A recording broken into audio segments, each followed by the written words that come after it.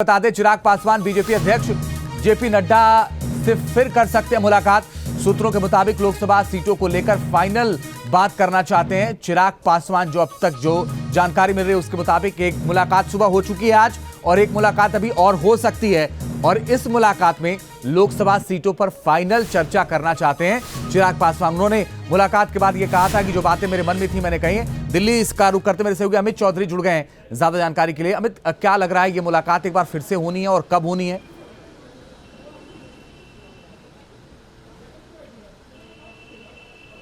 बिल्कुल, देखिए 12:30 बजे का वक्त था जब चिराग पासवान देश के गृह मंत्री अमित शाह से मुलाकात करने के लिए पहुंचे थे। और जैसे ही चिराग पासवान वहां मुलाकात के लिए पहुंचे तो जेपी नड्डा को भी वहां पर उस बैठक में शामिल किया गया। चिराग पासवान ने बारीकी से हर एक बात को बताया। देखिए, समझने वाली बात यह है कि सीधे तौर पर बिहार सरकार को लेकर और नीतीश कुमार के कामकाज को लेकर चिराग पासवान हमलावर दिखते थे, और सीधे तौर पर उन्होंने कहा था जो 2019 का लोकसभा चुनाव था उसका 2020 के विधानसभा चुनाव में कि हम नीतीश कुमार के साथ सीटों के तालमेल को लेकर कोई बैठ नहीं सकते, कोई उनसे बातचीत हम कर सकते हैं। नीतीश कुमार का जो 7 निश्चय योजना था, जो ड्रीम प्रोजेक्ट कहा जाता है, वो उनको लेकर सवाल खड़ा करते थे। तो सभी चीजों को लेकर उन्होंने स्पष्ट कहा, और उन्होंने कहा कि देखिए हमारी बातों को लेकर हमारी जो चीजें हैं उस पर क्लियर चाहते हैं। कॉमन मिनिमम प्रोग्राम होना चाहिए। जो सूत्रों के हवाले से खबर मिल रही है कि कॉमन मिनिमम प्रोग्राम होना चाहिए। जो हमारा फर्स्ट बिहारी फर्स्ट का जो हम स्लोगन दिया है, जो हम यात्रा कर रहे हैं, वो उस मैनिफेस्टो में होना चाहिए। तीसरा उन्होंने कहा जो 6 सीटों 6 और 1 का फॉर्मूला लेकर हमने 2019 में भी कहा था, उससे पहले भी हुई थी, वो हमारा फाइनल कर दीजिए और उस पर एक सहमति हमें दिखे। इसको बिल्कुल, तो ये मुलाकात होनी है, उसमें और भी चर्चा हो सकती है। एक और बड़ी खबर आ रही है अमित, वो पहले बता दें दर्शकों को।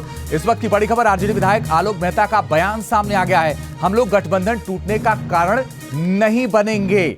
आरजेडी की तरफ से कहना है कि हम लोग गठबंधन टूटने का कारण नहीं बनेंगे, हम लोगों ने बड़े संयम से काम लिया है।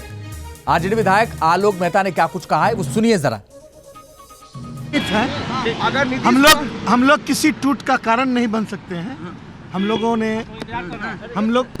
ने बहुत संयम के साथ, जनता की भावना के साथ हमने देखते हैं। अगर नीतीश कुमार कोई फैसला लेते हैं तो फिर क्या करेंगे? अब वो बताएं, राष्ट्रीय अध्यक्ष।